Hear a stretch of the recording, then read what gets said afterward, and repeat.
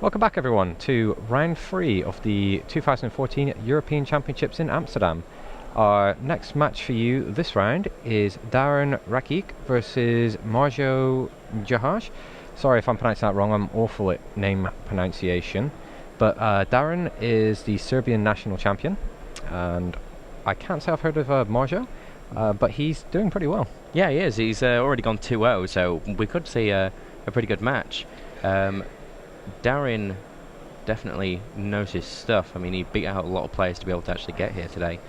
So, and he's still on that hot streak. Definitely. Right, so we'll see what they're playing after we see the opening hands. There is still a Spellbook of Fate there. Just ignore that from the last game. Yeah. It should wipe in a moment. When we see the new hands, I'll get that down for you guys. That's Gladiator Beast. Oh, wow. Oh, wow. Gladiator Beast is a very old deck type. I don't know if anybody remembers it. It's a deck type that I actually used to play in 2008. It just likes to tag team monsters from the field to the deck, and when they tag out, they get special effects. I think this is Giga. Yeah, it looks like a Giga. That's Giga armor, definitely. Yeah, we're just getting the opening hands entered into the system. Giga, just a wealth of advantage. Yeah, having the power to search for all of the cards you need to just keep running those combos at your opponent. There we go. Points have been set up. I'm not entirely sure who's going first, but these are the first cards that I have access to.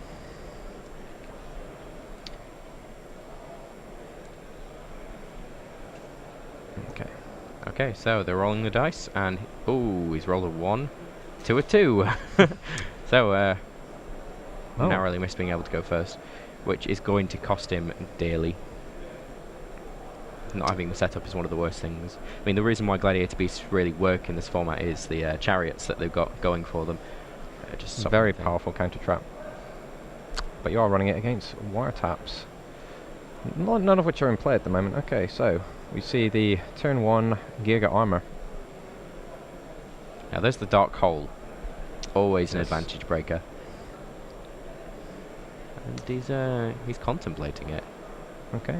Yep. He plays it straight away. He might be aware of what Daharin is already playing, because playing that Dark Hole on that turn 1 could, in the event that your opponent does decide to play Mermels and you're hitting the Abyss Lind. Quest hits the field. Yes. And what's he attacking into there? Fiendish Chain. Which is a shame. There's a gear face down. Yep. Yep.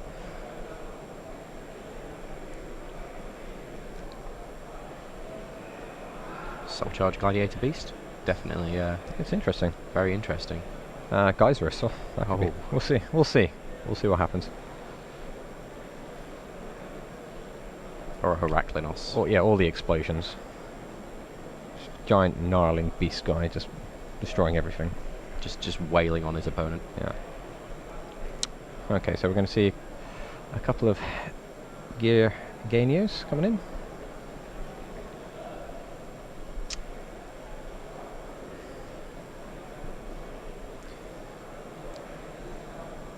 Okay.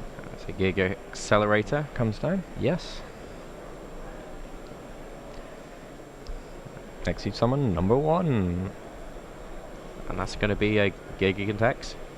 Yes, that's as correct. Expected.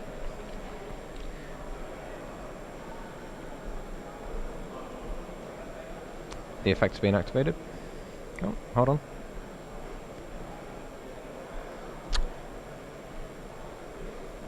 Let's see where he's considering. It's really whether he's scared of that back row. Now he knows that there's... It's Gladiator Beast, yeah. So yeah. Chariot is always going to be a threat. Yeah, the Gladiator Beast War Chariot. Ability to negate the activation of a monster effect and take and destroy it.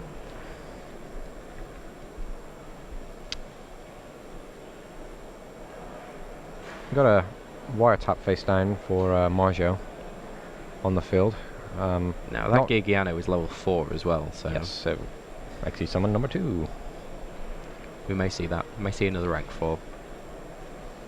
seriously considering his options here. I mean, he just really doesn't want to run into that back row by the look of it. He's playing cautiously. He doesn't want to give anything away. He's in a bit of a favourable position right now, because he's the one currently getting his plays through. And he's being mindful of what there is. He can really do with that mind control as well. Yes, he's in case anybody's curious about what's in Daharin's hand, we've got a mind control and a Giga accelerator. So, yeah, there's no two.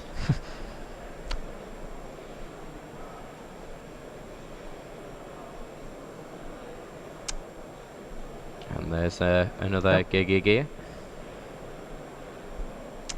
He's definitely going full steam right now. Feels he may be going for a turn 2 win. Showing no fear of that back row. I mean, it's not been activated any sort of response yet. Yeah. I mean, what does he have face down there? It's a wiretap. Daharin is probably fairly confident now that since his first gear against X got through, that he can make these plays and not worry about it so much. It's the Mark II. Yeah, you're right, we may very well be seeing the end of the game. Turn 2 explosion. This is just as we were saying earlier with the Giga deck, just with the power to go from 0 to everything. Yeah. I don't think there's a different way you can put it, to be honest. I mean, this is the plain reason why we saw Needle Sealing in the first round. Yeah, it's to deal with these overpowering boards like is that an Alucard? Yeah, that's Ghost Rick Alucard. We saw him getting rid of the wiretap. Yep, and now Daharin is probably considering there's a mind control. And that's the game, I do believe. Is that right? 369. Yeah, that's... Yep, that's the game. Wow, that was a quick game one. A lightning fast play from Daharin, and Marjo loses the element of surprise there. He barely got a chance to play any of his cards off. No, that's one of the problems at the moment. All of the decks are very, very fast, and if you don't get a chance to set up when you're playing Gladiator Beasts, you're probably going to lose. Yeah, I mean, it's I can understand the decision to play Gladiator Beasts in this let's have a look format. When you look at the options that your opponent could have, if they set that turn 1 Gear armor, yeah, they can get a search out of it, but you also get to return the Gladiator Beast back to your deck and get to search through for a large number of really powerful cards. Interesting, I don't think I saw any Waboku in that Gladiator Beast deck, so he was flicking through there.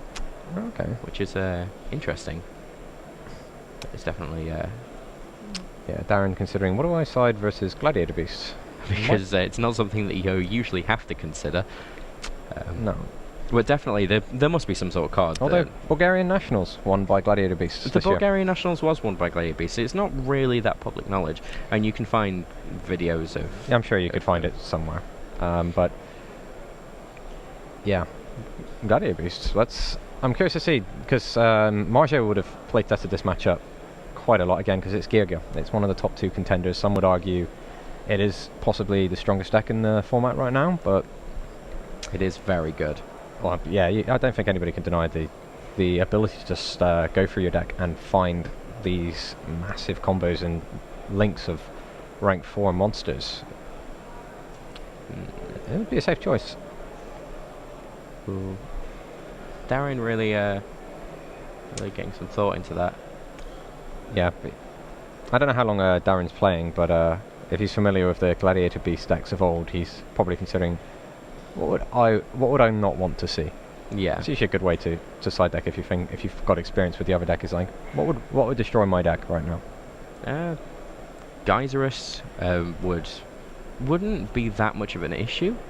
I mean, basically because the prime targets you're going to get is Giga X, and Giga X is just going to get out more 3-star monsters, and then you're just going to kick off your turn again. Well, you've got your opponent's space down spells and traps to go for. You've got the Giga armors that you want to take out without actually flipping them up. And I mean, if you get a Heraklinos out with enough chariots to be able to make sure that's your lock, but even then, Heraklinos not a massive problem because there's no real spell or trap cards that you need to be able to pull off your combos in Giga. Yeah, and that was just lightning fast that last game. Okay, we're shuffling up and getting ready for game 2. Daharin looking confident there. And Marjo's going first. Let's see what he has in his hand. So, Mystical Space Typhoon, Dark Hole, Kaiser Colosseum. That's really good here.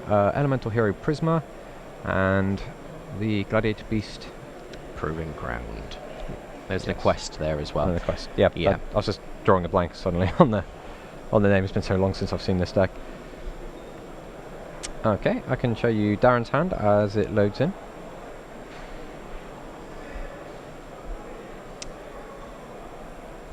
Kaiser Colosseum could prove to be a bit of a problem for the Giga deck that wants to get those multiple Xe summons off.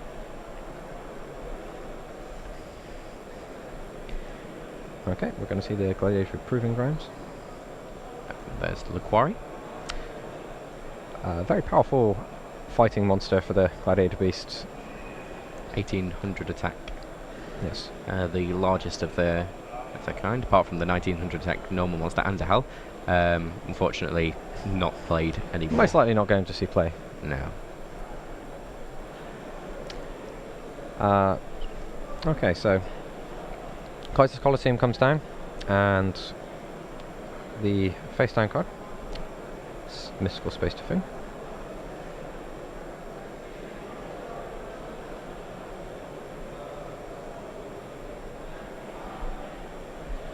Takes a moment to consider his turn. Got a Wire Tap on the other side, Fire Hand, Bottomless Trap Hole, Soul Charge, Mystical Space Typhoon, and Eugenio Mark II. That's a pretty tough place to be in against the Kaiser Colosseum. He's got the Fire Hand. The Fire Hand would help.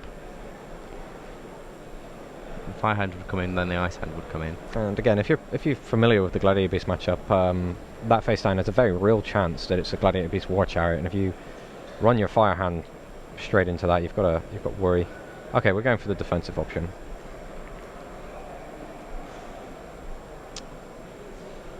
It's actually Universe that's been drawn. Very powerful side deck card against the Giga deck. Although perhaps a little bit conflicting with the Kaiser Colosseum. We'll probably hold on to that a little bit later, after his opponent's forced to deal with the Kaiser Colosseum. And then X Universe will cast an opportunity to swing this match big in Marjo's favour. Now it's interesting, an interesting play there. He did have some other options that he could have gone for, but I guess he's playing it safe there. Yes, by bringing out the quest. Sure. We've talked about this card a little bit earlier, so I'll just bring that up for you guys to take a look. It's Bottomless Trap Hole in response to the summon.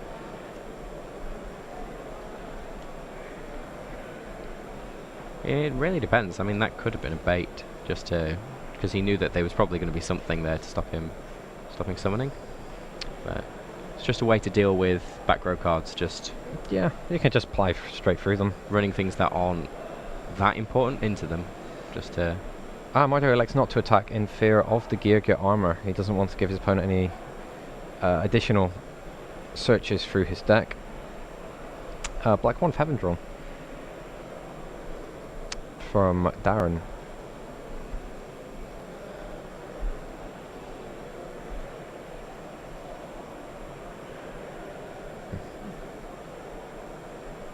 It's the Fire Hand coming down.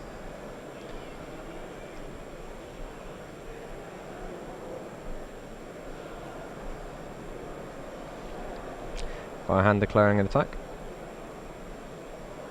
Yep, that's going to be a successful attack. Mystical Space Typhoon not so good at stopping attacks. No. It can happen. Sure, you call Haunted, but not That's very. One of the only situations in which that would work.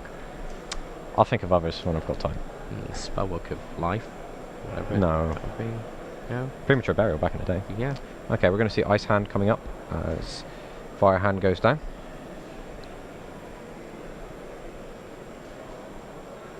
And now with no monsters on the field, Marjo is not got the limiting effect of Kaiser Colosseum, but Daharin unable to put more cards down, or perhaps even more unwilling.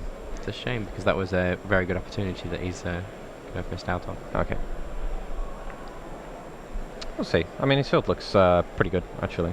If you look at what Darren's currently got, he's got the answer to any potential trap hazard. He's got the Black Horn of Heaven against any XE, and an XE summon would probably be a very good answer to this Ice Hand if he finds a way around it. He wants to keep his Kaiser Colosseum without letting that Ice Hand destroy it. Okay, so for Marjo, he's drawn a Fiendish Chain and he's set it. And my colleague actually argues that Fiendish Chain is the best card in the game. Mike, if he's watching. We've both been on the end of this when testing out our various combos. You get all excited when you finally put it together, and then Fiendish Chain locking up your monster. And they always have the second one. Whenever testing, there's always 2 Fiendish Chains. Very good card.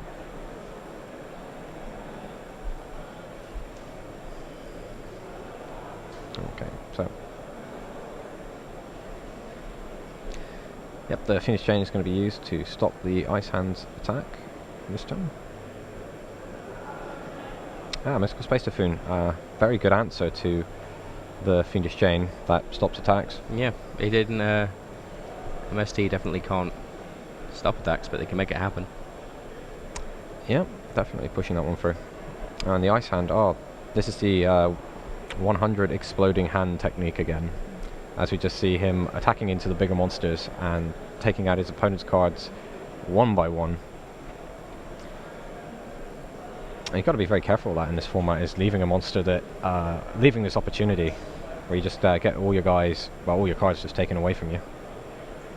Just bring up the field. And here's Fire Hand. You're going to see a lot of this, and if you haven't, you probably have seen in your local tournaments or regionals. The bane of many cards' existence is the Fire and Ice Hand. There we go, and it's the cycle, which when destroyed gets the Ice Hand and takes out his opponent's Elemental Hero Prisma. And I'll just pull up Ice Hand for you. So incredibly hard to not make any cheesy puns about hands. And the Ice Hand, Fire Hand going hand in hand. Puns of damage, really. Puns of damage, yes. Oh, in this particular case, it's real damage for Marjo right here. He's lost a lot of his cards, and the Kaiser Colosseum has been taken away. We're not really seeing any gear coming out here. It's literally just this Fire and Ice Hand that are putting in so much work against Marjo. He does have a... Marjo draws the wiretap. Okay. Doesn't come with it by the look of it. Okay, so... Okay, so we may see start to the plays. Yeah, we're just seeing some pressure from damage coming in. Just the little pokes. I mean, a lot of players just decide to not do anything because they can't make the win that turn, and that's the way that you basically lose. Not by just doing those little bits of damage where you can do it. Yeah, many games are lost just because I was 1,000 short or something. And he's got the Giga Mark II in his hand. Another one. Which means that things will start going off next turn if Marjo doesn't do anything. Yeah. So actually, it's a trap there for his opponent. If his opponent does take it out, he can use the other one in his hand to... It's revealed that was a Mystical Space Typhoon. The Horn of Heaven. And Dark Hole. This shuts down the Fire and Ice Hand loops because he currently... Marjo controls no spells or traps to be taken out by... Bestiary Ice Hand. Field, so we've got a threat of a Geyserus. Oh. The normal summon's used. Let's see where he goes from here. He attacks, I believe. And he's going to tag. Successful. For the first time in the duel, he is going to get one of his Gladiator Beast effects off to return it to the deck and special summon another Gladiator Beast. Which one though? This decision is pretty crucial. There's so many good ones though. Yeah. Masses in this situation. Of course, because, well, Bestiary is only at 1, but still, even if it wasn't, he wouldn't be able to get another one out. Yeah, it has at to be that point. Different Gladiator Beast. Now, Darius would be a prime choice. Yeah, Darius, very good card.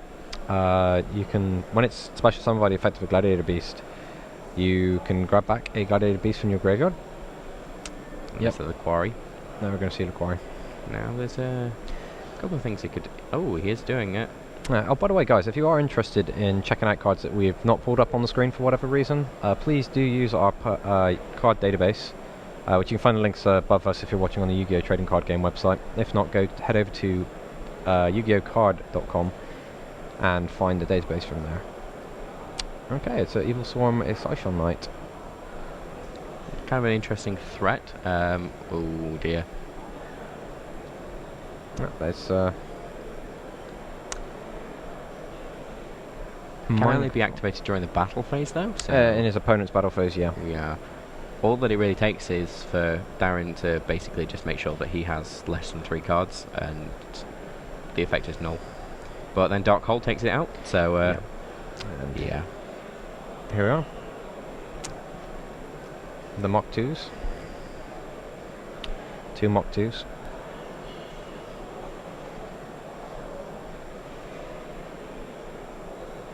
Okay, got the next XC summon, Ghost Rick a la carte.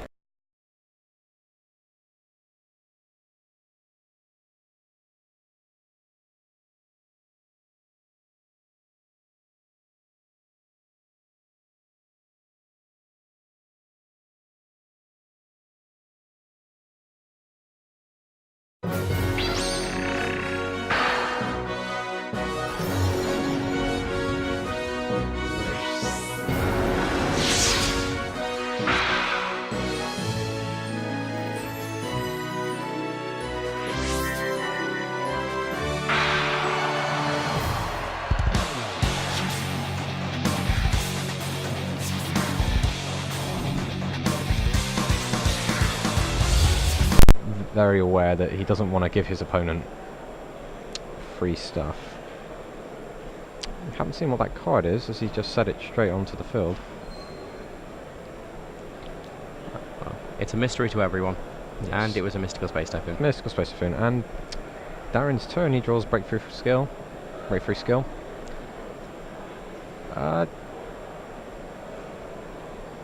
Yep, the Ghost Rick a la carte attacking again. Marjo life points dangerously low. One more attack from the Ghost Rick a la carte. He's not been able to get into this game. So far in this whole match, he has only successfully resolved one Gladiator Beast attack. And there it is. Yep. Yeah. Wow. This is as much as I love the Gladiator Beast deck, it's going to have a really rough time against decks like Giga. In theory, it should look really good. I guess it just really depends on your draw. That's literally, I mean, that's the same for every deck. You can say it always depends on your draw, but Gladiator Beasts, you have to have the cards there to be able to do your combo, and if you don't have your lock, you lose. Yeah, particularly when you've got decks that go from 0 to lethal immediately. Yeah. Against you. And there are a lot of decks out there at the moment that are doing that, that are in competitive play. Not so much the hat-trick deck, although we can see big pushes coming from the hat-trick deck as we saw earlier today. But Mermels, which is again another deck that's very prevalent, that can pull out extremely large amounts of damage very, very quickly. Very fun decks to play, not fun decks to play against. Basically, is the way that I would put it. It depends on which side of the table you're sitting on. Yeah, basically. That's basically just what you just said. Yeah. Oh dear. And Mermel's actually one of the only decks in the format right now that are playing up to 20 or more monsters. The vast majority of decks right now we're seeing from our data is that monsters are down, trap cards are up, and spells are sort of in the same. Yeah. It's about having answers and doing very, very specific things. The rank 4 options are incredibly powerful. Yeah, I guess it's a format that doesn't have Heavy Storm. Yeah, Heavy Storm causes a lot of problems. A lot of problems now that we have artifacts. Well, yeah. Yeah, you could imagine all of those effects resolving all at one go. We'll leave that there. Fantastic game. Well, I say fantastic game. It was short. It was very short. In terms of actual gameplay, it was just too quick. It was so one-sided. There was really nothing that... Yeah, Marjo didn't get into that game. Nothing that Marjo could do. He didn't really get to play any of his effects. He just... It's a decision you have to take into consideration. Very good. Obviously, he's won his first 2 rounds to sit here on this table, but it's one of those things I worry where it looks very good on paper. It's like, okay, I've got access to all this stuff, but then in practicality, if it doesn't happen, the other deck's just going to kick off, and that's it. You've lost again.